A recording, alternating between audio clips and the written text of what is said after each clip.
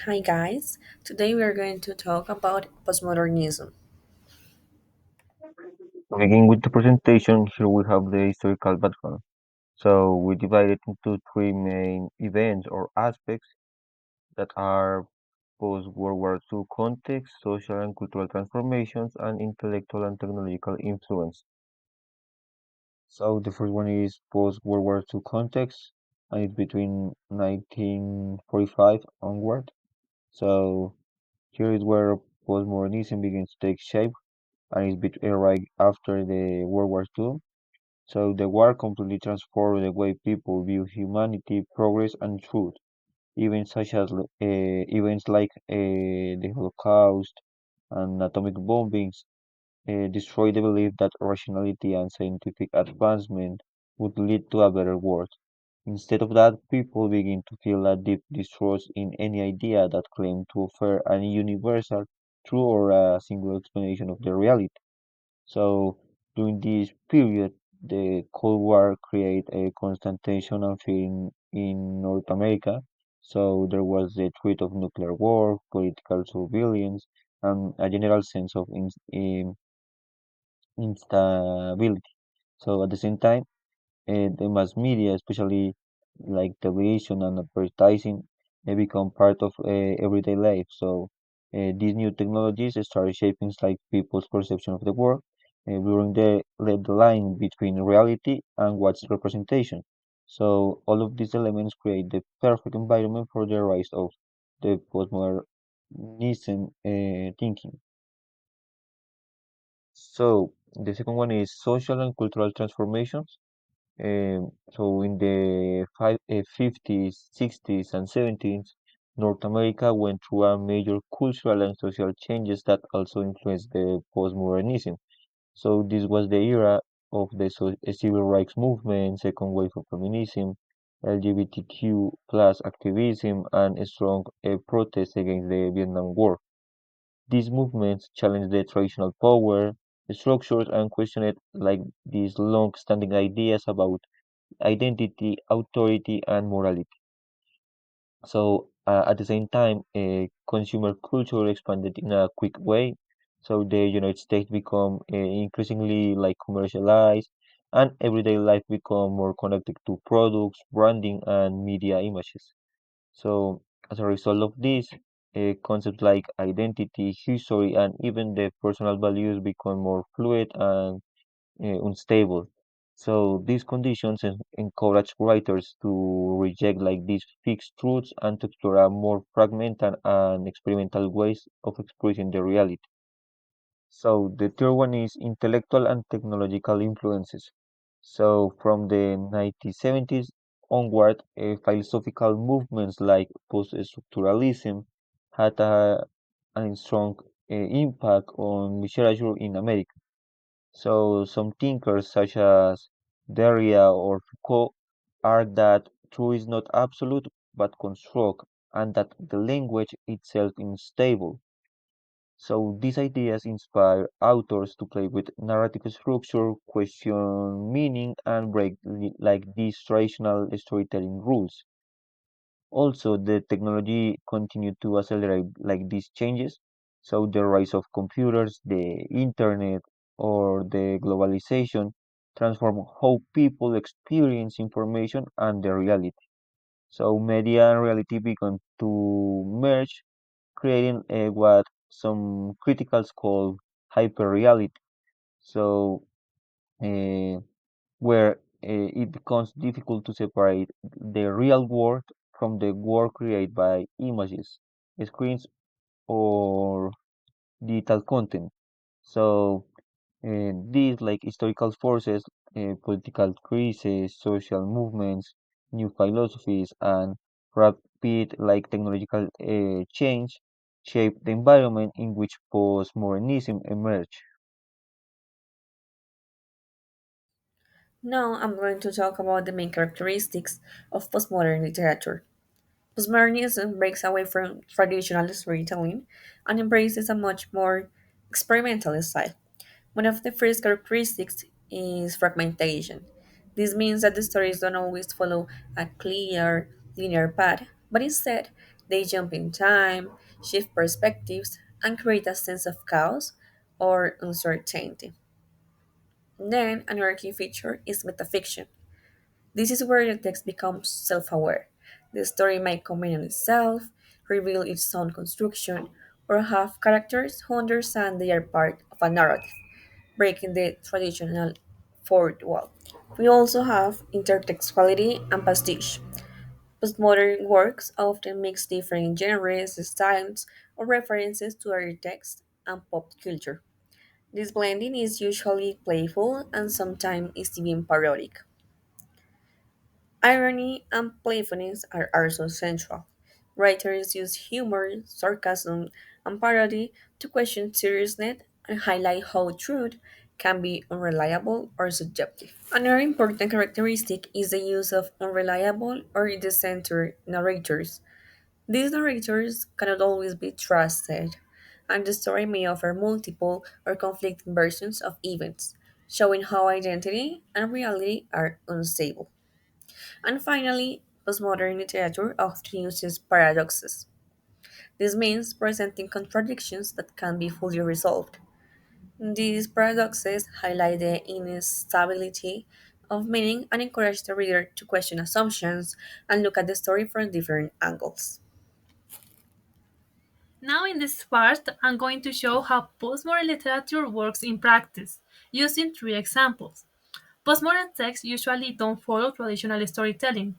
Instead, they play with structure, mix tones, question what is real, and often leave things open or unresolved. The three works I choose, Snow White, The Crying of Lot 49, and The School, each show a different side of postmodernism. One focuses on fragmentation and parody, another in uncertainty and conspiracy, and the last one on absurdity and dark humor.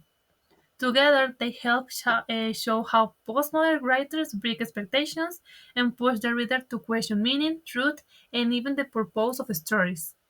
Snow White, written by Donald Barthelme in 1977, is a postmodern retelling of the classic fairy tale, but completely transformed into an absurd, fragmented, and ironic version of modern American life. In this story, Snow White is not a princess. She is a bored young woman who lives with seven men working in a window washing business. These men function like the seven dwarfs, but instead of being magical helpers, they are confused, insecure adults who spend most of the time cleaning buildings, drinking, and making strange philosophical comments. Snow White feels trapped in a routine and wants something meaningful to happen in her life. She becomes interested in Paul, a mysterious man who refuses to participate in the group's work and avoids Snow White. Meanwhile, the seven men worry that Snow White is becoming too independent and might leave them. The novel doesn't follow a traditional plot. Instead, it presents fragments, lists, questionnaires, random conversations, and interruptions that break narrative expectations. By the end, Snow White receives a poisoned Chinese apple, a reference to the original tale, but instead of a dramatic fairy tale ending, the story collapses into ambiguity and irony. Nothing is resolved in a classical way. Overall, the novel is a parody that challenges storytelling, fairy tale logic, gender roles, and the idea of a single truth. In Snow White, Donald Barthelme used fragmentation and parody to challenge the traditional structure of the fairy tale. Instead of offering a linear plot with a clear beginning, climax, and resolution, the novel is built from disconnected fragments, lists, questionnaires, random conversations, and abrupt shifting tones. This fragmentation prevents the reader from forming a stable understanding of the story, which is one of the main goals of postmodern fiction. Barthelme also parodies the original Snow White narrative by placing the characters in mundane, absurd, and sometimes meaningless situations. Snow White is not a romantic heroine waiting to be saved. Instead, she is bored, dissatisfied, and surrounded by meaningless routines. The seven dwarfs are not magical helpers but a group of window washers who struggle with their own insecurities and confusion. This parody reveals the artificiality of storytelling and exposes how narrative conventions shape our expectations. By refusing to give the reader a stable plot or a clean message, Barthelme demonstrates a key postmodern idea. Stories are constructed objects, and meaning is not fixed but constantly shifting. The novel doesn't try to teach a moral or deliver a closure. It intentionally leaves gaps, randomness, and ambiguity. The Crying of Lot 49 by Thomas Pynchon follows Oedipa Mass, a woman who unexpectedly becomes the executor of her ex-boyfriend piercing Verity's will. What begins as a simple administrative task quickly turns into a complex journey when Oedipa discovers a series of strange symbols and clues that seem to point to a secret underground postal system called the Tristero. As she investigates, Oedipa encounters bizarre characters, fictional histories, suspicious coincidences, and a large number of signs that might be meaningful or might be completely random. The more she tries to understand what Tristero is, the more confusing everything becomes. At every step, she faces ambiguous information, contradictory explanations, and situations that never fully resolve. This uncertainty leads her to question whether she has uncovered an actual conspiracy or if she is simply interpreting coincidences and creating patterns that aren't really there. By the end of the novel, none of the mysteries are answered. The truth about Tristero is left open, and Oedipa's research does not lead to closure. This ending reinforces the novel's central postmodern theme: the impossibility of researching a single, stable truth in a world full of fragmented science and competing interpretations. In The Crying of Lot 49, the central postmodern characteristic is the constant sense of ambiguity and the impossibility of researching a definitive truth. As Oedipa Maas investigates the secret postal system known as Tristero, she encounters symbols, clues, and coincidences that might be meaningful or might be completely random. Every time she thinks she is getting closer to understanding the conspiracy, she receives contradictory information that destabilizes her interpretation. This uncertainty reflects a key postmodern belief. Meaning is fragmented, and attempts to interpret reality often lead to multiple conflicting explanations rather than a single answer. Pynchon uses conspiracy logic, paranoia, and incomplete information to show how modern individuals can become overwhelmed by signs that seems to demand interpretation. However, the novel ultimately refuses to provide closure.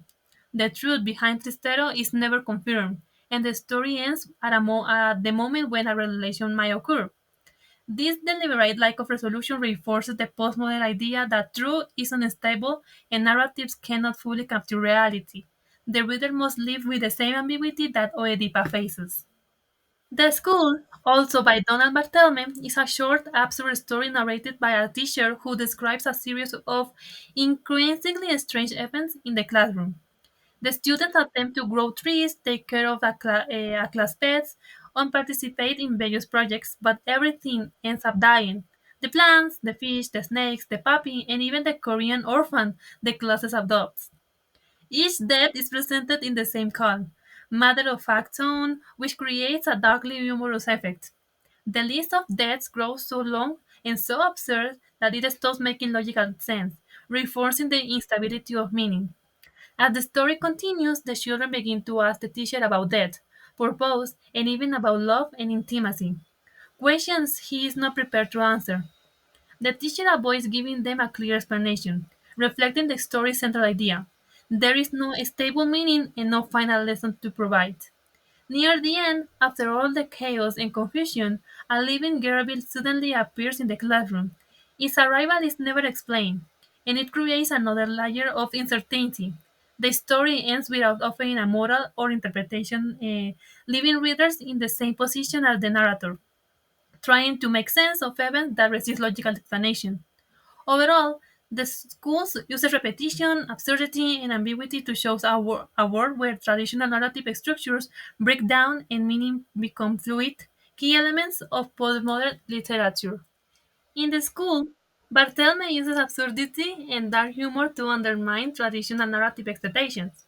The story presents a list of deaths, plants, pets, animals, and even a child, described in the same neutral, detached tone. The events become increasingly unrealistic, yet the narrator never reacts emotionally or tries to provide explanations. This creates a devaluated breakdown of logical cause and effects, which is a typical feature of postmodern storytelling. The repetition of death becomes so extreme that it loses all connection to realism and instead highlights the randomness of experience. The children in the story ask deep questions about life, death, and even love, but the narrator cannot offer answers. His inability to give meaning reflects the story's central message. There is no clear moral, lesson, or truth.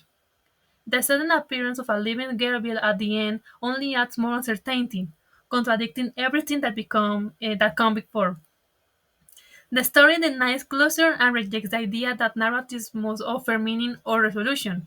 In this way, the school represents the postmodern belief that meaning is unstable and that both life and storytelling are full of contradictions and ambiguities. Okay, now we are going to talk about the most relevant authors and works. And I'm going to walk you through a timeline that shows how postmodern literature developed using some of the most important authors and books from each decade. The idea is to see how storytelling slowly became more experimental, playful, and unpredictable. Also, it's important you to know that this literature was shaped by authors who broke traditional rules through experimentation and some playful narratives.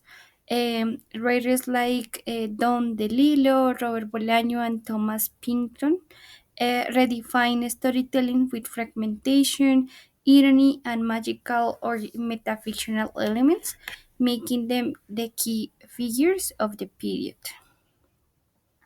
Okay, so in this timeline, we are going to start with the 50s with the proto postmodern foundations. Okay, so in 1953, Samuel Beckett has this work is called Waiting for Godot.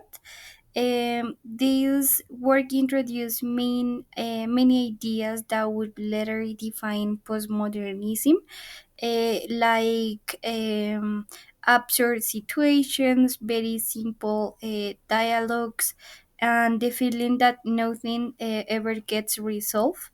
And also we have Williams Burroughs in 1959. He published Naked Lunch. This is a wild, fragmented, and shocking novel that broke a lot of rules and pushed against censorship. Um, these early works helped to shape the attitude that postmodern writers later took, like questioning authority and breaking structure. Okay, now is the time for 1960s. This is the beginning of recognizable postmodernism. Okay, now is the time for 1960s. This is the beginning of recognizable postmodernism. In 1960, we have John Barth with his work called The Salt Wheat Factor. He parodies traditional historical novels and he gave some signals about the rise of metafiction, fiction that exposed itself as a fiction. And also, we can find Vladimir Nabok with his work called Pale in 1962. And this is a novel that distinguished as a poem with some commentary words.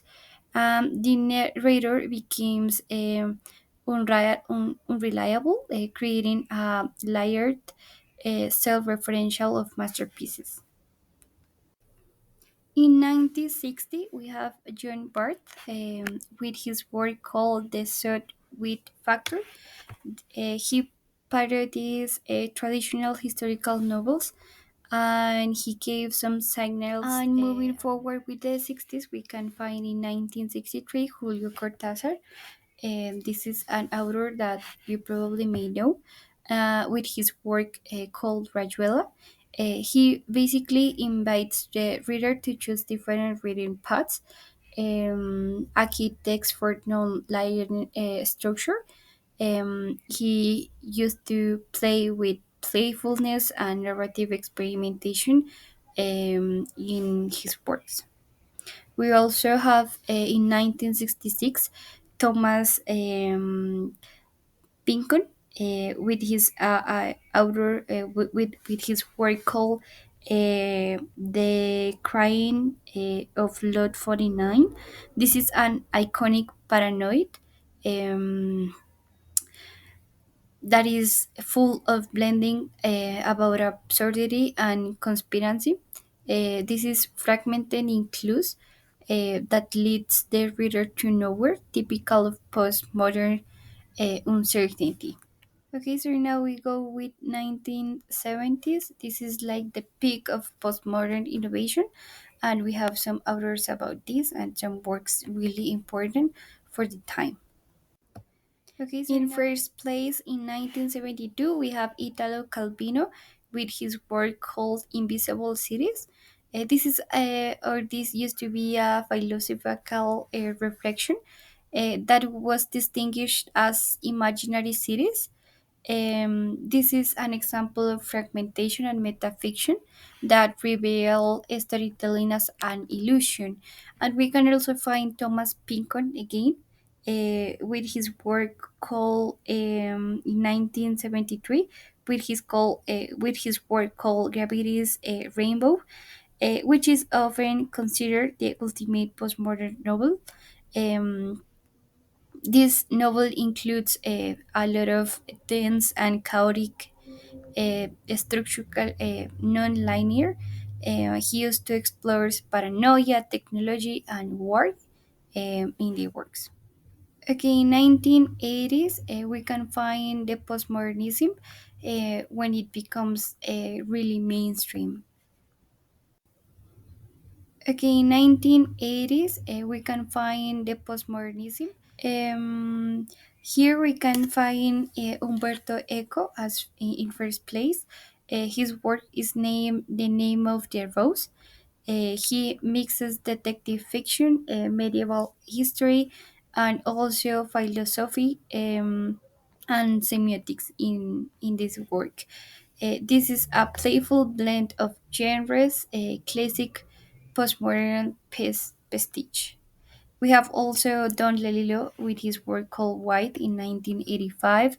He used to critique media overload as a consumer culture and the fear of death. He used to play with irony and dark humor to define postmodern anxieties. And after the 80s, we have 1992 with Janet Winterson with her work called Writing on the Body. She challenges gender categories by erasing the narrator's gender. This is an experimental, lyrical, and identify focused work. And we also have Roberto Bolaños with his work called The Savage Detectives. He with this he has demonstrated a polyphonic structure with dozens of narrators. He combines detective fiction, memory, and poetry in a fragmented work. Um,